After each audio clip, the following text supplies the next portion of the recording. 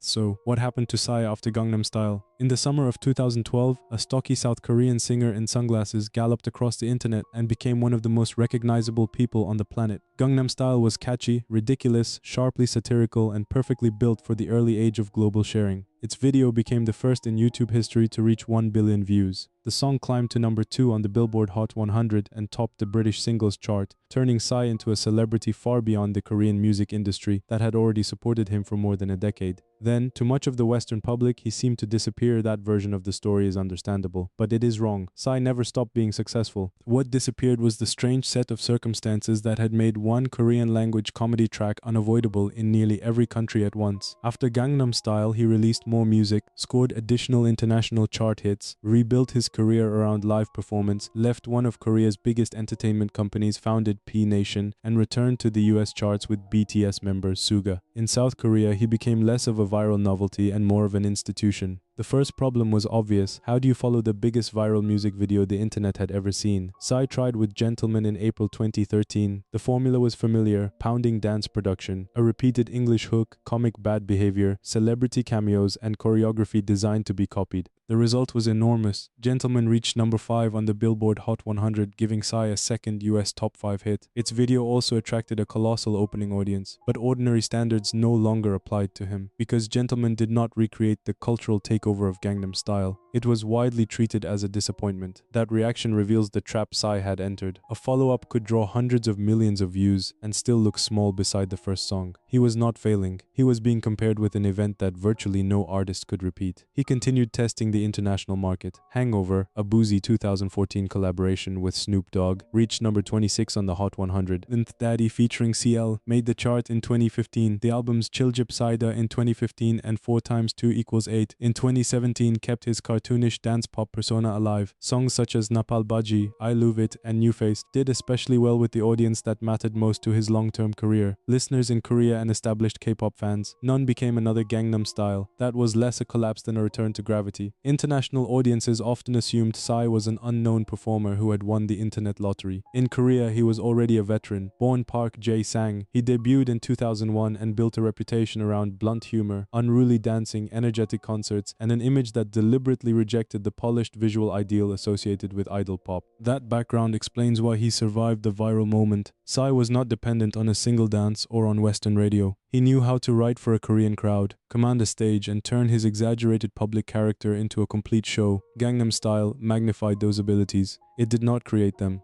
The global hit also changed what was possible for other Korean artists. Psy did not invent K-pop's international audience, and the later expansion, led by acts such as BTS and Blackpink, relied on organized fandoms and sustained album campaigns rather than a single mass meme. Still, he demonstrated that a Korean language song could cross borders without first being remade as conventional English language pop. He was proof that YouTube could root around the old gatekeepers. The biggest transformation came away from the microphone. Psy left EG Entertainment in May 2018 after 8 years with the company. In January 2019, he announced P Nation, an entertainment agency built around his experience as both performer and producer. Its early signings made the label instantly visible. Jessie, Hyuna, and Dawn joined, followed over time by artists including Crush and Haze. P Nation later developed the boy group TNX and added other established performers. Rosters changed and several prominent early artists eventually departed, but the company survived those changes and continues to operate with Psy as its central figure. Founding a label reframed the question of what happened to him. He was no longer only chasing his next single. He was hiring teams, developing acts, producing music, and using his celebrity to create an institution that could outlast his time as the internet's favorite dancer. The move also placed him in a familiar role in Korean pop, the veteran performer who becomes an executive and mentor while continuing to appear on stage. Psy's longest gap between albums ended in April 2022, with Psy 9th, his first full-length release in 5 years and his first album, issued through P Nation. The guest list connected several generations of Korean pop, but the headline was that produced by and featuring Suga of BTS. The collaboration was smart without feeling desperate, and Suga brought the attention of the world's largest K-pop fandom, while Psy supplied the comic physicality and giant chorus that had always defined him. In the video, the pair dance in a dusty Western setting and joke about replacing the old Psy with a new one. The message was playful but clear. He understood his legacy and was willing to let a younger superstar share the frame. That debuted at number 80 on the Billboard Hot 100. 100, Psy's first appearance there in 7 years. It did not pretend 2012 could happen again. Instead, it showed that he could re-enter the international conversation on contemporary K-pop's terms while remaining unmistakably himself. Streaming numbers explain only part of Psy's staying power. 11th, his strongest business is live performance, especially the annual Summer Swag concerts, also known as the Soak Show. These are large, water-drenched summer events built around cannons, costume changes, surprise guests, relentless audience participation, and Psy's reputation for performing far longer than a standard pop set. After the pandemic interruption, Summer Swag returned in 2022 with 10 shows across 7 cities and a reported total audience of about 350,000. A concert film brought the production to Disney Plus internationally and Hulu in the United States. Later editions continued to attract major Korean stars as guests in crowds large enough to demonstrate the difference between global visibility and local durability. This is the part of Psy's career that many casual Western listeners never see. In the United States or Europe, he can be filed under one-hit wonder because only one song became a permanent mainstream reference. In Korea, he has a catalog that lets him run a full-scale spectacle for hours. Champion, Entertainer, Right Now, Gentleman, New Face, That, and inevitably Gangnam Style function as communal party records. His success is measured in ticket demand and crowd response, not only in whether a new single reaches American radio. Psy has been unusually frank about the burden of his signature hit. Years after its release, he said he still could not fully explain why it had become so special. That uncertainty matters. If he had possessed a repeatable formula, he could simply have manufactured another. Instead, every new comedy video risked looking like an imitation, while any dramatic reinvention risked abandoning the character people loved. Over time, his answer was to stop treating Gangnam Style as a target. The song became a finale and a calling card rather than a benchmark for every new release. That acceptance helped him occupy several roles at once: legacy star, concert showman, collaborator, producer, and company founder. It also makes his trajectory a useful correction to the idea of a one-hit wonder. A one-hit wonder can still have a long career. The label describes what a particular market remembers, not everything an artist did. And Psy had hits before 2012, charted internationally afterward, and built a second act that would be impressive even if the horse dance had never existed. His post-Gangnam Style story has not been free of controversy. In June 2026, South Korean police referred Psy and 5 other people to prosecutors over alleged violations of medical law connected to remote prescriptions and third-party collection of the prescription drugs Xanax and Stilnox between 2022 and 2025. P Nation acknowledged that other people had collected medication for him and called that a mistake, while denying that someone else had obtained prescriptions in his name. The agency said it would cooperate with the prosecution. As of August 2026, the referral remains an unresolved allegation, not a conviction or final judgment. That legal development complicates the latest chapter, but it does not erase the broader answer. Psy did not fall off the map after 2012. He came down from a level of fame nobody could reasonably sustain, remained a major entertainer at home, converted his reputation into a touring brand, founded a functioning music company, and found selective ways to reconnect with the global K-pop audience. So what happened to Psy after Gangnam Style? He stopped being everywhere at once. Then he built a career designed to last somewhere that mattered. And that is where Psy is today. If you enjoyed this story, give the video a like and subscribe to Where Are They for more stories about what happened to the famous faces we all remember. Who should we cover next? Let us know in the comments. And thanks for watching, and we will see you in the next one.